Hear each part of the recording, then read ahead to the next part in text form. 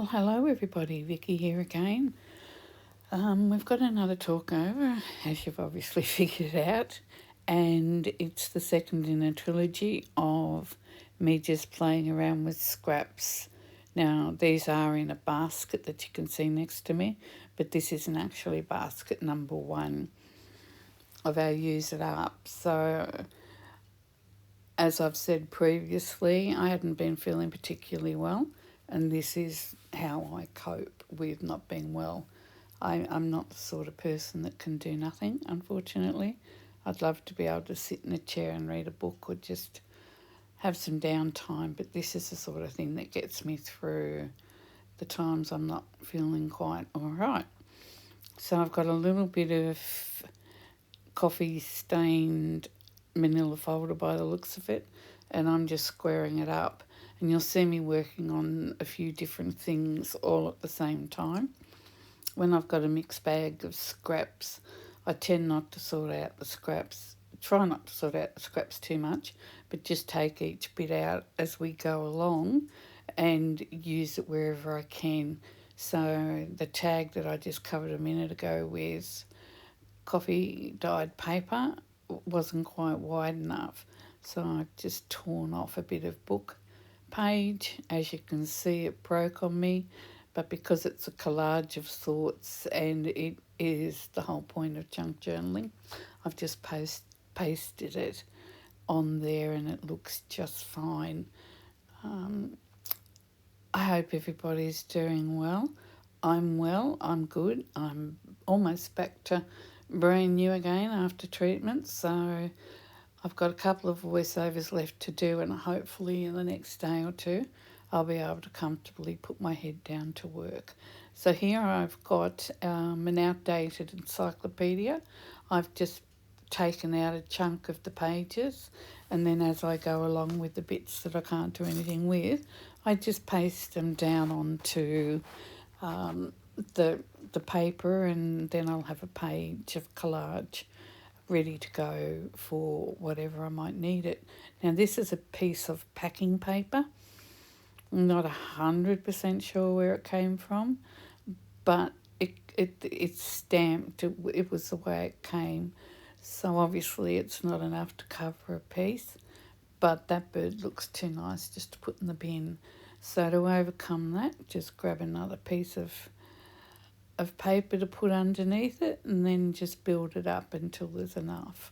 So I'm just trying to figure out where to put that extra piece of paper, and obviously I'll be looking for a third piece. So it's been pretty quiet in our house for a few weeks, so it's given me a chance to catch up and edit and video some of these videos that have been sitting here for a little while that I haven't had a chance to do. So once again, I'm sitting up on my bed, being able to do the editing and the voiceover, which I'm very thankful for, because it means I can be doing something, and something's always better than nothing. So I've got the sewing machine sitting just to my right out of your view, and what I've done is I've, as you can see, the little piles up around the top, they're all little piles about right width, right size to go together to create little notebooks. So I've obviously got enough little bits and pieces to create that notebook. So that's one done, and I'll have a few tags on the go and all sorts of different things, just putting them together like with like. And that's how I get things finished. Because if you look at one piece of paper and you think, oh, well, that's no good for anything, and put it back in the basket, you end up just putting everything back in the basket again and thinking, oh, I just should throw it out. To which point you probably think at this stage, I could throw out just about everything I've got there. But we all know me, I love wasting scraps down to as little as possible. And it just pleases me. It's one of the ways, one of my favourite ways to create. Now you can see I've got my big, I think you call it an hoodie. It's like a fleece blanket where you stick your head through it, and it's got a hood and obviously long sleeves. So if I've got that on, it's quite cold, because that is a very, very warm a sleeved blanket. I'm just trying to think if that made sense. Now, what you just saw on the front there, that's a collage that's been done, obviously on an envelope, and I thought that that would make the cover of a envelope journal.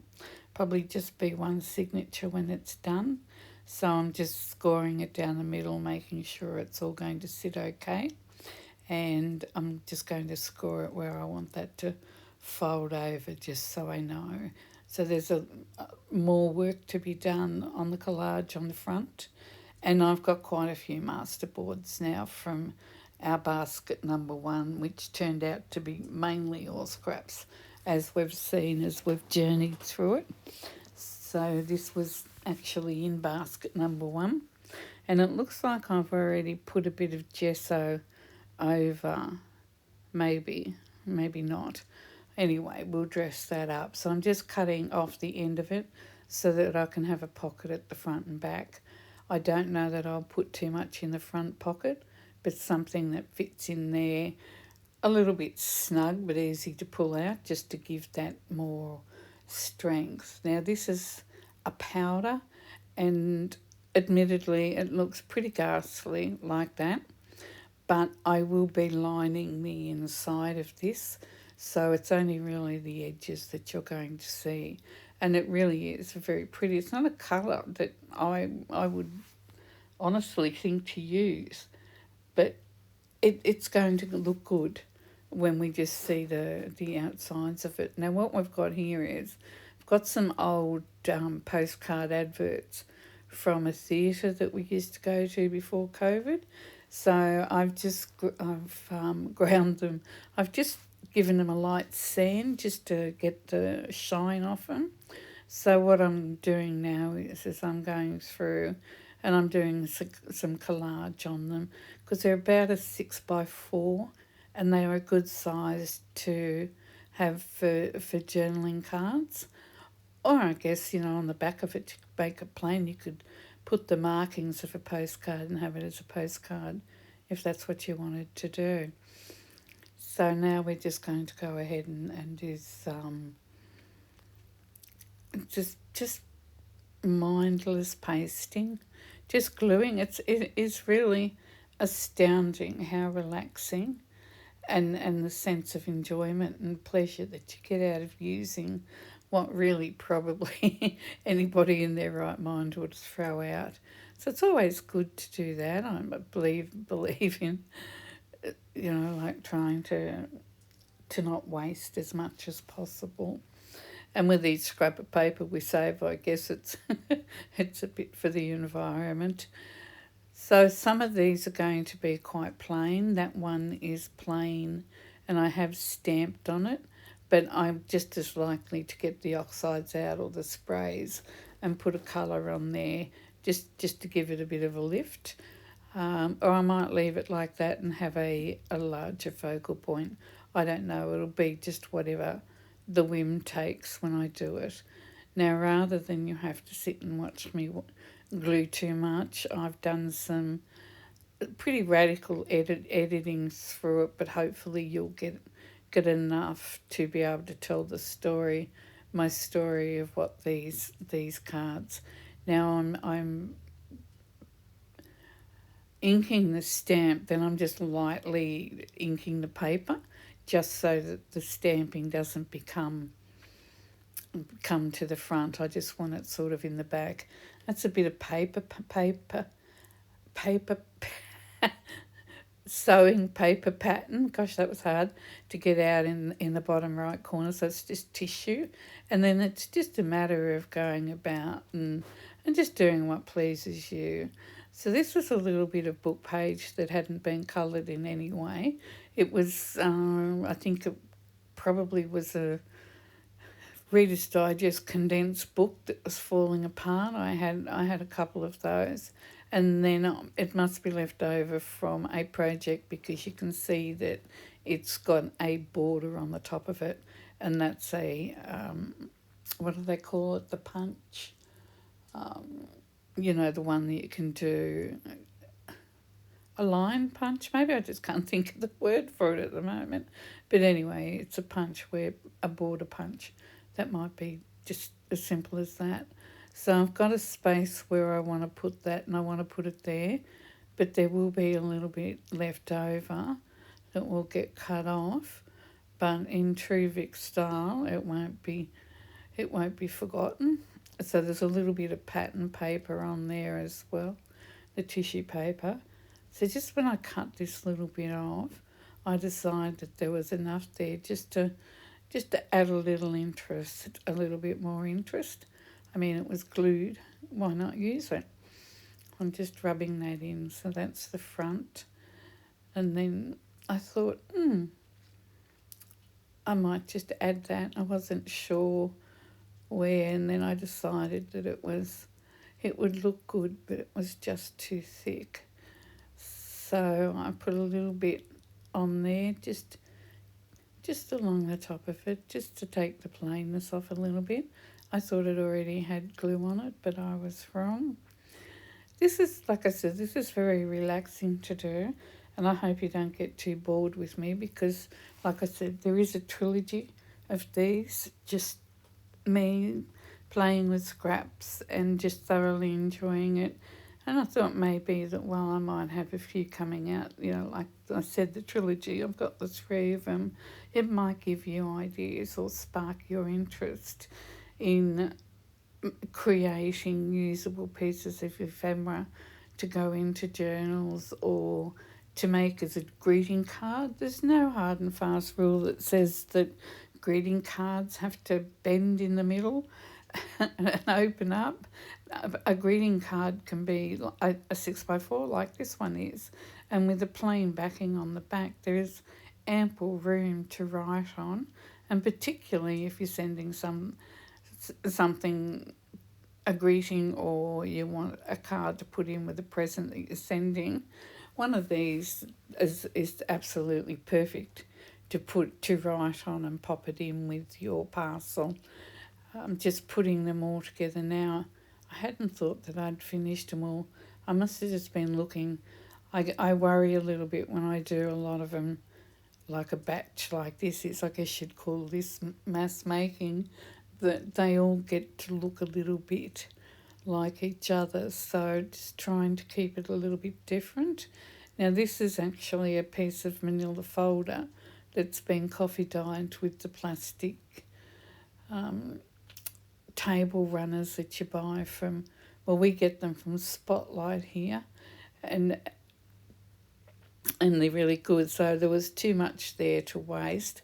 I thought about making it into a mini tag, but if you knew how many tags I had, you'll be finding out soon, because I've got some to put up in our shop, and I have got tags everywhere because I love making them, and I make them out of scraps and leftovers, and they're not rubbish because it's all good paper.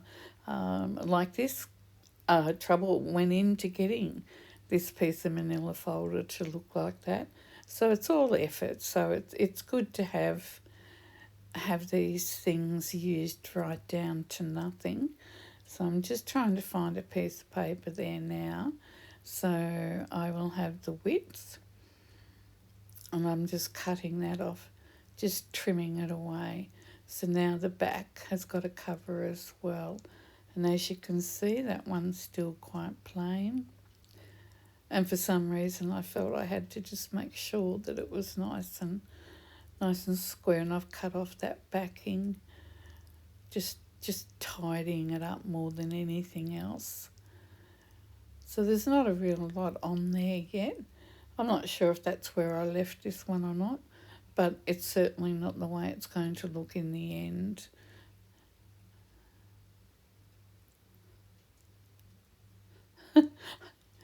Okay, so I think I was just gluing down a corner there.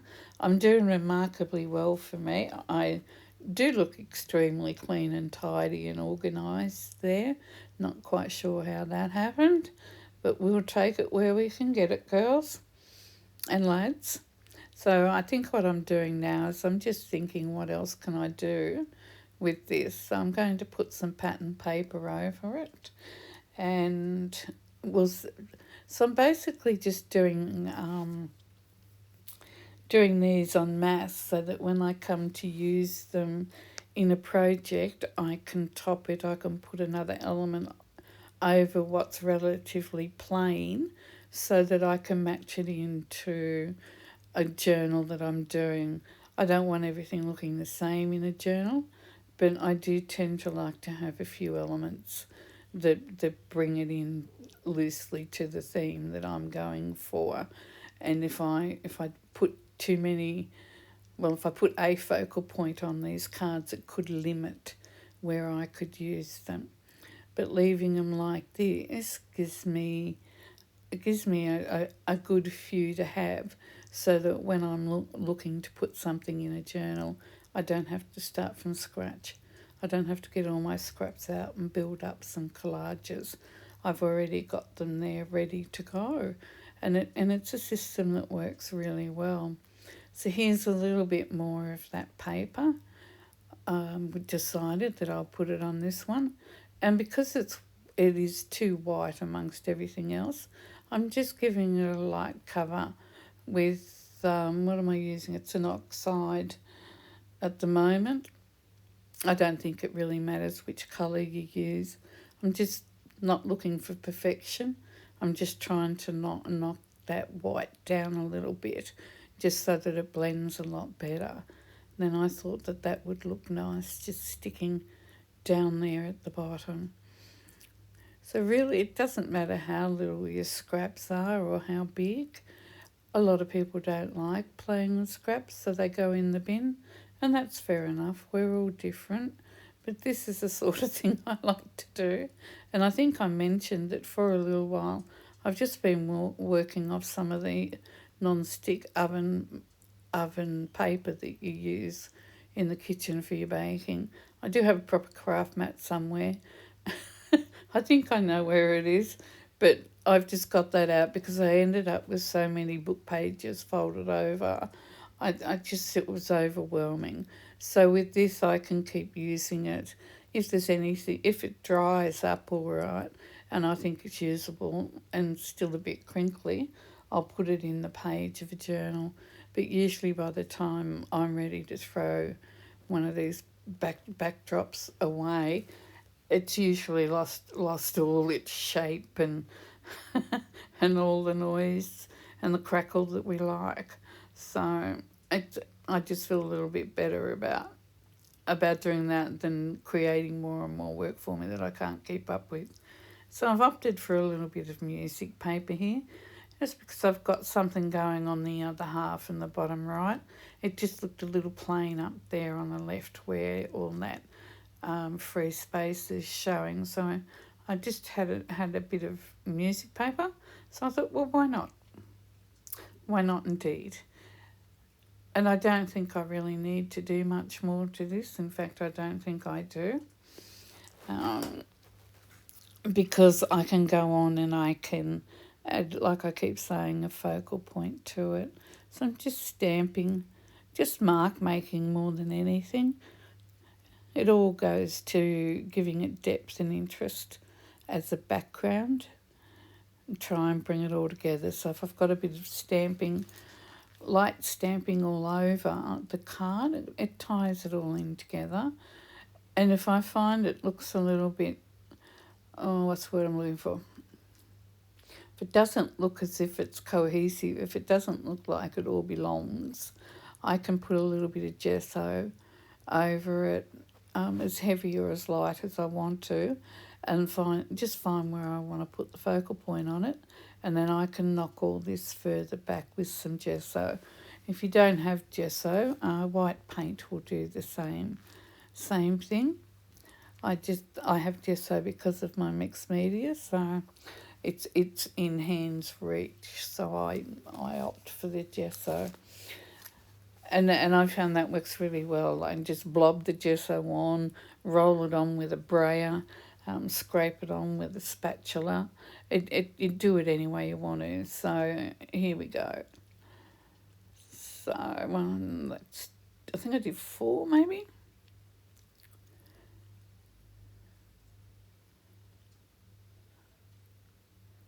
5. So that's 5 of them, and I've still got more of those postcards to do, but I thought that was enough. I think they must have been the only ones that were in this basket.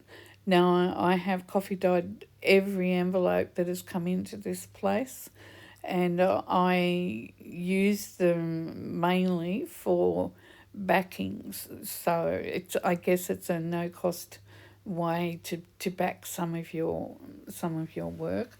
Like this is kitchen cardboard, so I've knocked back the printed side and then just putting a cover over it just to hide it. So I use the envelopes. They come in very handy for that. Like I said, there's zero cost in them because I have the coffee dye up. When I'm doing the pages, I just run any envelopes that I've got through them. Now I've got this little. I think it's a cocktail napkin. It's not quite as big as the normal ones that we use, and I really loved this butterfly. So I thought, well, the butterfly is a little bit big for the tag. So what I decided to do is the pretty side with all the flowers in it. I'm just going to put that on halfway. So I just thought I'd have a little think about it. And I used a wet brush to cut around, or not exactly cut around, but to get that butterfly motif off the napkin, I just ran a water brush around it, and then it came away really easily once it was wet. So I'm going to put this one down here. It doesn't ever look much when you first put these down with the glue when it's all wet, but they do dry really quite well. So this wasn't a big session with this particular basket. I don't even know how I ended up using this basket. I think it's because number one, I've got one more video to do using basket number 1, and that will be the end of it. And unceremoniously, because I never thought to keep taking photos of what specifically came out of number 1, I'll endeavour to do that with number 2, and then I can have a show and tell with everything. So these are little bought tags. I think they come from our little variety shop, your Dollar Tree or pound shop. Dollar, is it dollar? Not Dollar Tree. Oh, you know who I mean anyway, in America, the dollar store. And England, I know, have got the pound shop. They could have others like us. We have several different names. But it's just that the shop that sells everything, it's like a variety shop. It's got something for everything, and the prices are really, really cheap as a rule. We used to just call them the $2 shops, but you haven't been able to buy anything for $2 in them for quite a long time. But the name sort of stuck for a while, because when they first come out, everything was $2 or less. I'm just using a photocopy of a letter. It's a vintage letter, and then just using a little bit of that envelope to cover the rest of it, so it's sort of like got two sides. Now with the top, because it's shaped, there is a couple of ways to do it. It is better if you wait for it to dry, but what I did is I cut around it, and I don't think I've shown you. I've got the nail file, and I've just filed all around that curve, and you can see that the paper sits in really well. I've obviously lost something here. I have no idea what I'm doing. I think I'm deciding what to do with the butterfly tag now, because it's a bit bland the way it is. So it looks like I've decided to use some paper, and I'm just going to lay that down the side.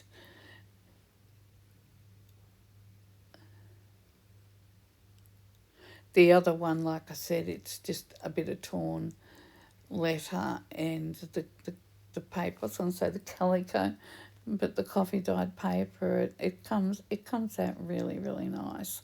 I think so. So what I've done there is up the top you can see the bottom wing of the butterfly.